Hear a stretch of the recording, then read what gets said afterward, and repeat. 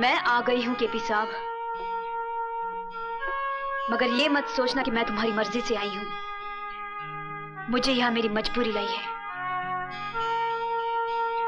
पति पत्नी के लिए भगवान होता है और मैं अपने पति के लिए कोई भी कुर्बानी देने के लिए तैयार हूं।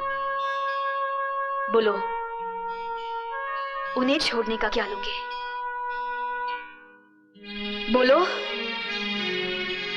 जवाब दो। तुम्हारा ईमान धर्म तो बिजनेस है ना? बोलो, क्या उतारूं? कंगन, ये मंगलसूत्र, या फिर ये?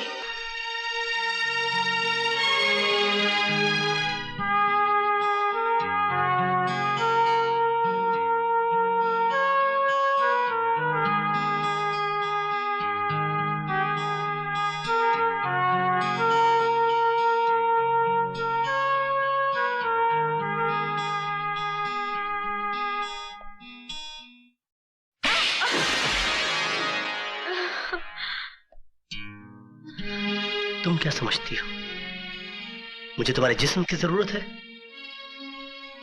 तुम्हारे शरीर की भूख है मुझे?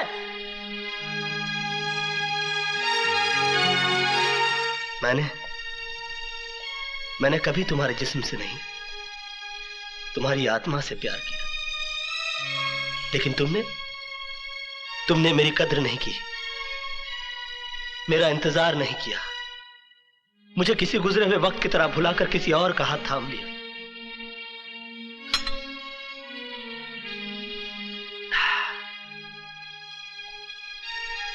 प्यार हम दोनों ने किया, मगर तड़पना सिर्फ मेरे नसीब में आया।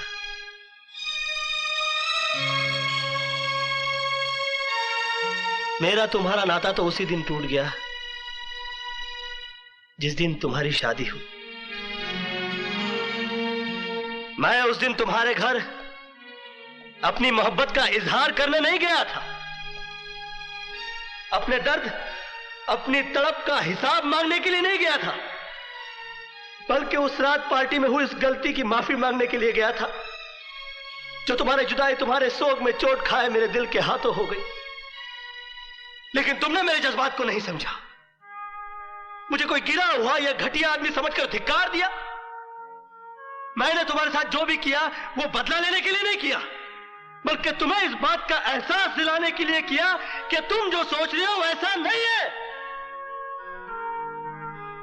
मेरे मन में कोई खोट, कोई पाप नहीं है।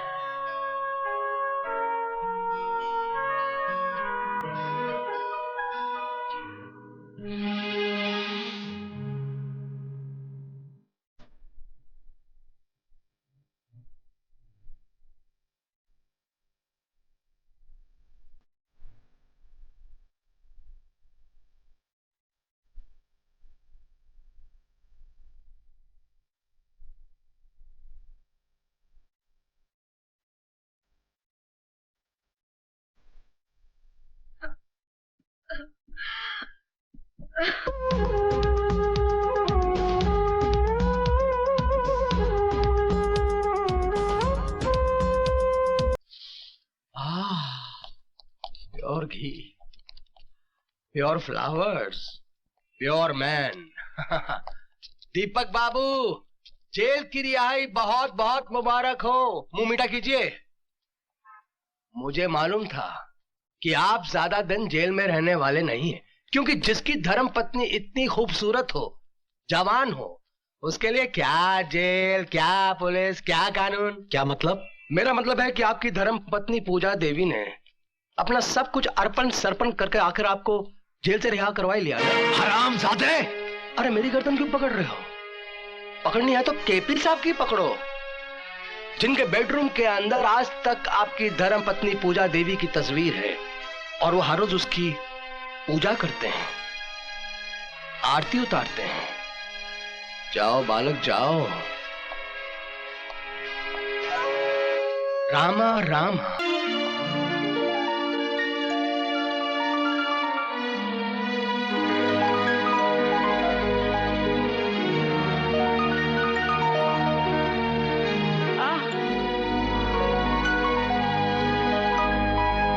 बेटे, नाच को आंच नहीं, तेरी सच्चाई आखिर अपना रंग दे ही आज।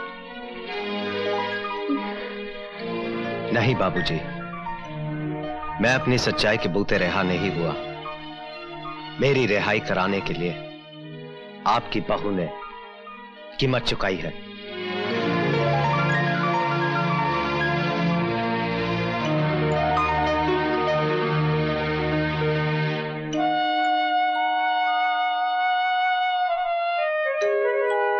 तेरी आंखों में आंसू मेरी रिहाई के हैं या केपी से ना मिल पाने के दुख के? दुख के ही होंगे, क्योंकि तू कृष्ण प्रसाद से प्यार करती है। नहीं दीपक, ऐसा कुछ भी नहीं है, ये सब झूठ है। पहले मैं भी इस बात को झूठ समझता था, लेकिन जब उसके कमरे में मैंने तेरी तस्वीर देखी तो मैं समझ गया कि आखिर इतनी आसानी से मैं कैसे जेल से छूटा।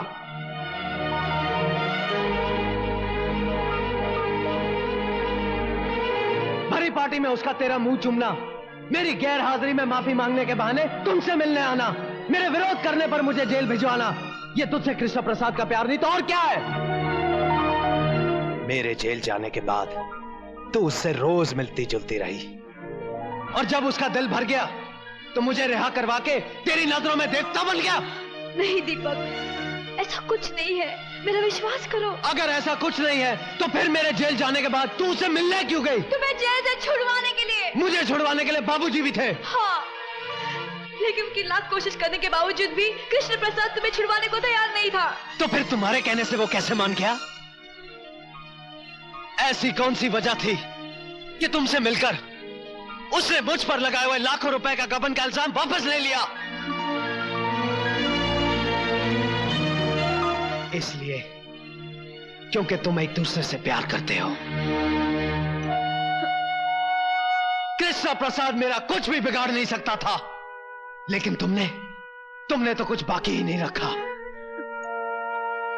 अगर तुम अपने पति से ज्यादा प्रेमी को ज्यादा अजीज मानती हो तो मैं तुम्हें आजाद करता हूं। जाओ, कृष्ण प्रसाद से शादी कर लो। दीपक, तुम जानते हो कि तुम क्या कह रहे हो? अच्छी तरह जानता हूं। तुम कुछ नहीं जानते। जिस बात को तुमने सर उठाकर कह दिया, वो बात मैं ख्वाब में भी नहीं सोच सकती। दीपक, मैं तुम्हारी पत्नी हूं, मेरा विश्वास करो। तुम जैसा सोच रहे हो ऐसा कुछ भी नहीं है, मेरा विश्वास करो दीपक, मेरा विश्वास करो। अब तुम मुझे समझाने की कोशिश मत कर। दीपक बजाज किसी दूसरे का गरमाया हुआ कंबल नहीं ओढ़ता। औरत तो वो है जो अपने पति के विश्वास को जिंदा रखने के लिए मर जाए। पति की गैर हाजिरी में किसी प्रेमी का कॉल पूरा करने वाली औरत पत्नी नहीं, कुल्टा होती है। और कोई मर्द किसी कुल्टा के मांग में अपने नाम का सिंदूर बर्दाश्त नहीं कर सकता।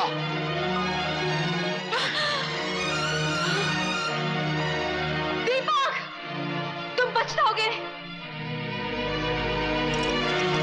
इससे पहले कि मैं अपने आप में से बाहर हो जाऊं, दूर हो जा, दूर हो जा मेरी नजरों से। Get out.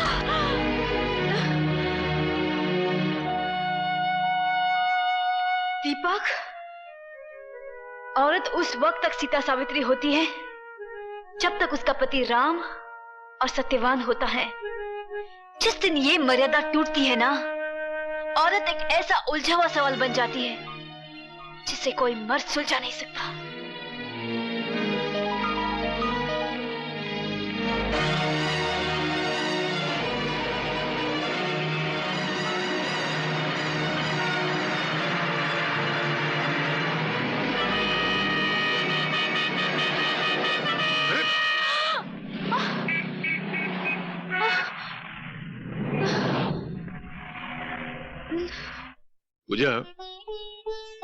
मुझे तुम्हारी गुजरी हुई जिंदगी के बारे में पूछने का हक तो नहीं है, लेकिन इतना मैं जरूर जानना चाहता हूं कि वो क्या वजह थी जो तुमने कृष्णा को भुला दिया।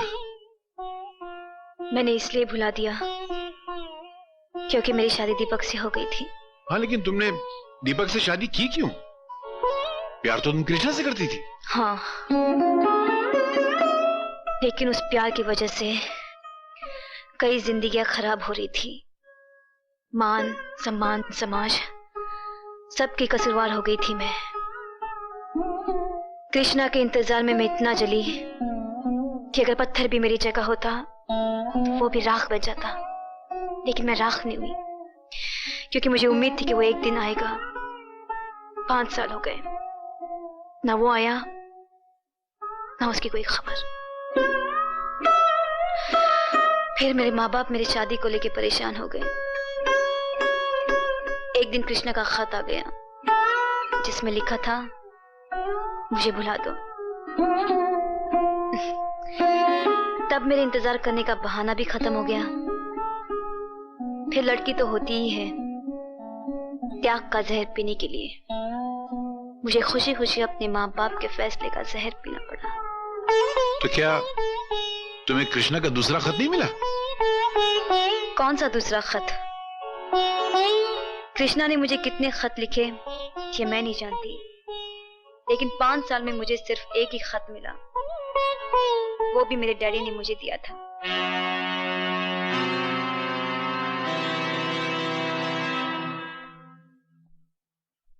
नमस्ते, मेरा नाम छबन मास्टर है, मैं रफूगर हूँ। यहाँ क्या करने आए हो? हुजूर, जिनकी सूरत अच्छी नहीं होती मैं उनको आईना नहीं दिखाया करता, मगर आज मैं खुद आपके सामने आईना बन के खड़ा हूं। ये मेरी मजबूरी है। सरकार ने लकड़ियां काटने और जलाने पे तो पाबंदी लगा दी, मगर बहुएं आज भी जलाई जाती हैं और उसके जिम्मेदार होते हैं आप जैसे दौलतमंद बाप जो अपनी बेटी से ज्यादा अपने अभिमान की सोचते हैं। ये क्या बकवास कर रहे हो तुम? बकवास नहीं कर रहा हूं, बल्कि कृष्णा और आपकी बेटी के टूटे हुए रिश्तों की बात कर रहा हूं। कृष्णा ने आपको 2 खत लिखे थे ना, एक अपनी बर्बादी का और दूसरी अपनी कामयाबी का। बर्बादी का खत अपनी बेटी को दिखाकर उसे शादी पे मजबूर तो कर दिया, मगर वो कामयाबी का खत, उसका क्या किया? पढ़कर फेंक दिया, जला डाला उसको। आपकी इसी जलील हरकत और कूटनीति ने दोनों की जिंदगी को बर्बाद करके रख दी। दीनदयाल साहब, हादसे सिर्फ गरीबों के साथ नहीं हुआ करते, कभी कभी गाड़ी के नीचे अमीरों के बच्चे भी आ जाया करते हैं। क्या हुआ मेरी बेटी को? कुछ नहीं हुआ, सिर्फ उसके शौहर ने उसको घर से निकाल दिया है। जुर्म आपने किया और गुनहगार वो साबित हो गई आपकी वजह से। तो तुम क्या कहना चाहते हो? मैं उस भीख मंगे को अपनी बेटी सौंप देता? कृष्णा ना आज गरीब है ना उस दिन गरीब था जिस दिन आपने अपनी बेटी को डोली में विदा किया था। एक आपकी न परखने वाली निगाह ने पूजा को उसके पति और उसके प्रेमी दोनों की निगाह से गिरा दिया। ये नाती मुझे आपके विचारों, आपके ख्यालों, आपके बड़प्पन से। खामोश! तुम क्या मुझे यहाँ जलील करने आए हो? खुदा का शुक्र मनाओ कि आज बकरी ईद नहीं है, वरना कुर्बानी का जज्बा लेकर आता। लेकिन मजबूरी तो यह है कि हमारे यहाँ हराम जानवरों की कुर्बानी मंजूर भी तो नहीं है। लानत है।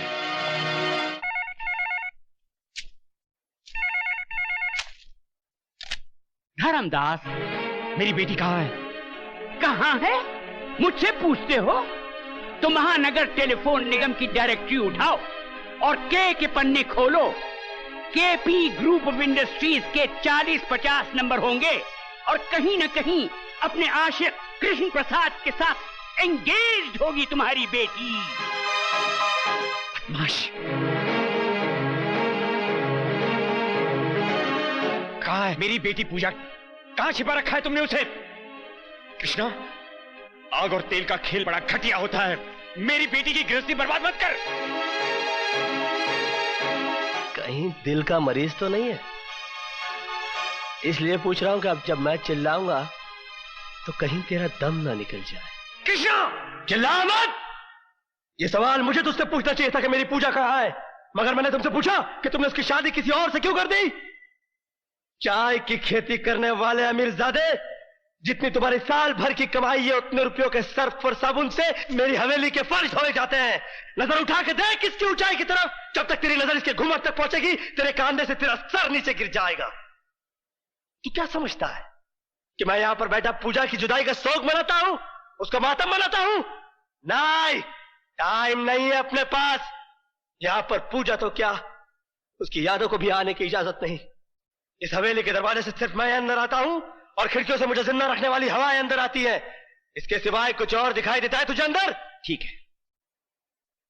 है कृष्ण प्रसाद, मैं जा रहा हूं, लेकिन याद रखना, अगर मेरी बेटी के भागने का सबब तू है तो तेरे लिए बहुत बुरी बात है। हवा आने दे।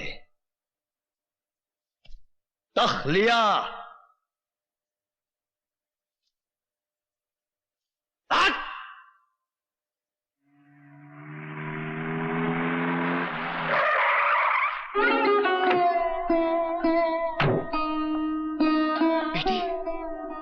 बेटी ये क्या हो गया?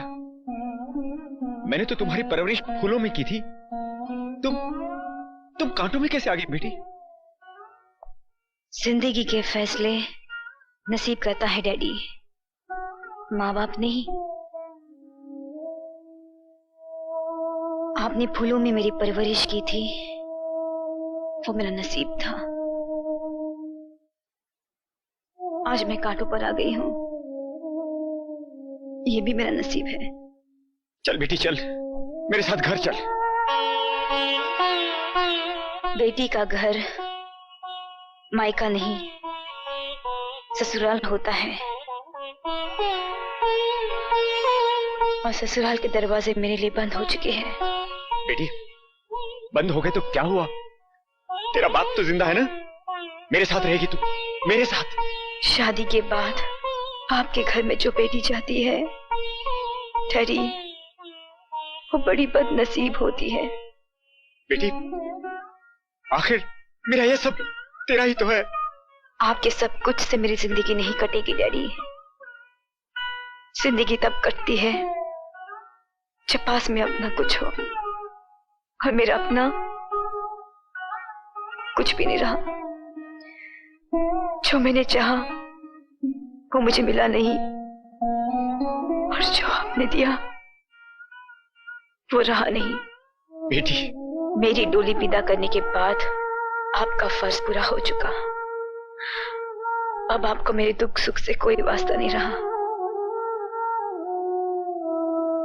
और फिर मैं आज के जमाने की पढ़ी लिखी लड़की हूं, आपके लिए छोटी हो सकती हूं, दुनिया के लिए नहीं। दीपक मेरा पति है, उसके फैसले का सम्मान रखने के लिए मैंने घर छोड़ दिया। उसका गुस्सा ठंडा होने के बाद मैं उसे फिर समझाऊंगी, वो फिर भी न माना तो उसका तलाक मैं खुद दूंगी, मांगूंगी नहीं।